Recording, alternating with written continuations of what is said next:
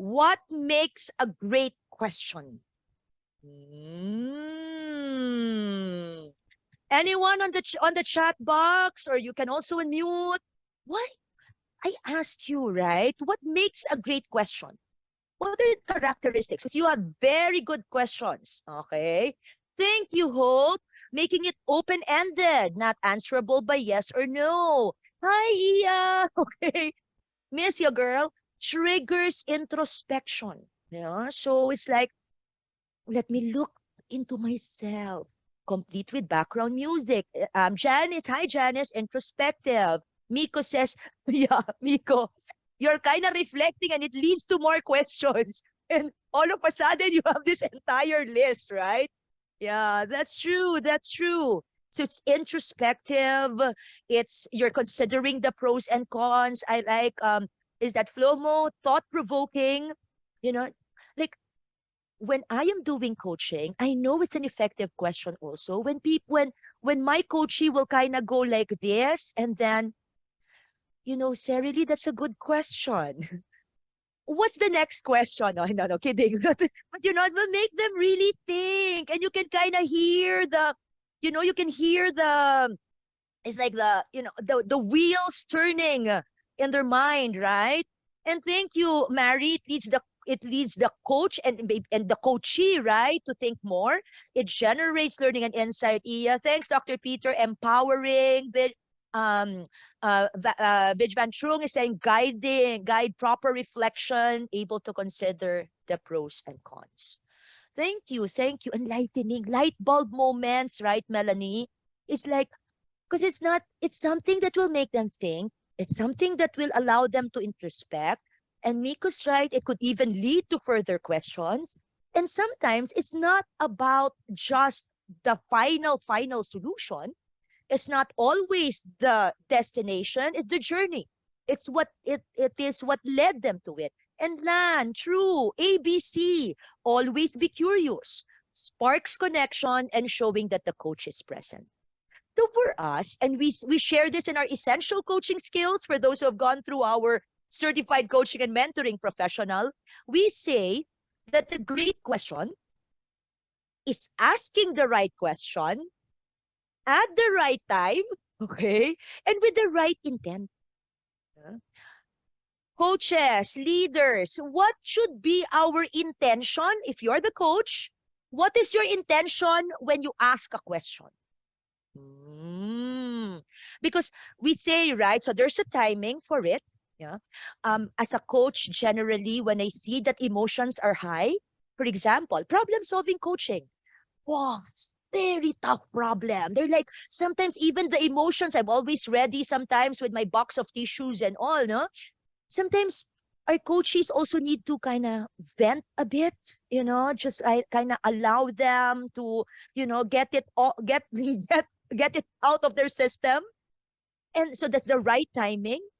But then again, looking into the right intention. And what makes it the right intention? One thing that I would often share, my dear friends, is the right intent is not to trap, okay?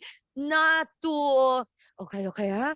Let me see now. Yeah. So sometimes we become like bureau of investigators with our questions, and we want to prove that, what we initially thought of, or maybe our theory or something is correct. The right intention is really just getting to understand where the coachee is coming from, getting to see, raising it into awareness, knowing how we can support and add value to our coaches. The intention for asking a question, we want to know. Okay? We want to discover. We want to hear what's going on in their minds. And sometimes we want to really just check how they are. Yeah. And see how we can add the most value. So friends, allow me to share, yeah, manipulating pearls. Yeah, it's passive, but there's a little bit of the manipulating. Love that, Pearl. Thanks for that. So allow me to share with you the 7 characteristics of effective learning questions, actually shared by Tom Crane in the Heart of Coaching. And many of you have shared this earlier when I asked about when I ask about what you think is a great question, you know, open-ended, not answerable by yes or no. And look at the intent, oh, a sincere desire to learn or maybe inquire. And it's not to interrogate, like sometimes we're just waiting for the lamp to go down from the ceiling. Where were you on the evening of March 14? Is not to interrogate, not to accuse, and maybe coming really from that supportive, no, that zone, no? And look at even our tone of voice, supportive, empathetic. uh, It's not to, because sometimes the tone makes a whale of a difference as to whether it's the same content, it's the same message, but it's how it was delivered. I like number 4, engagement and ownership. Okay? Engagement and ownership. It encourages that because they would need, remember, coaching and accountability. If they don't feel accountable, if they feel like, boss, boss, manager, that's your problem. That's actually not mine. Oh, yeah, they would not be able to really own it. It teaches reflection. I like what everybody has said. Iya, many of you said introspection. That's exactly it. Teaching reflection to tap the inner wisdom. And then of course, followed by silence. Coaches, remember? Sometimes they haven't really, like buffering, I'm still processing your question. Here comes the coach asking the follow-up question immediately. Hold the space. Follow up. No, follow it up by silence instead of following it up with a paraphrasing the question or giving them options. You're just gonna choose between A, B, or C. It's not a multiple choice. It's not an exam. You want them to hold the space.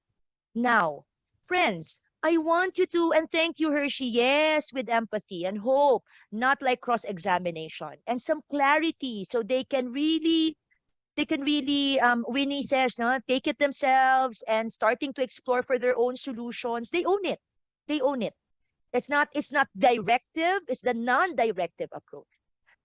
What is sometimes our challenge what's our challenge with the why and who questions? Coaches, okay, especially my GCMC and CCMP. We know this. Come on, come on.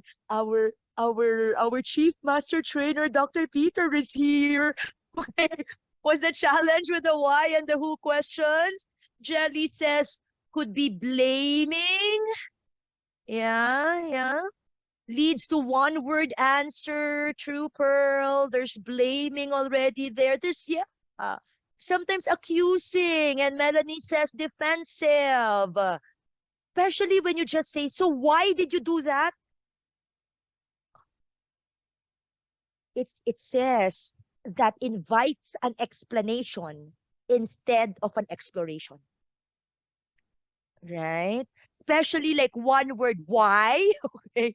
Then, typical question asked of me. It does not generate accountability. Pointing fingers. Yes, Coach Isis. And then, yeah, because every time, especially with maybe not in the context of, so sometimes when you really need to ask it, frame it well. Sometimes what I picked up also from both Tom Crane, from Dr. Peter, like even instead of just saying, why did you do that? Tell me more.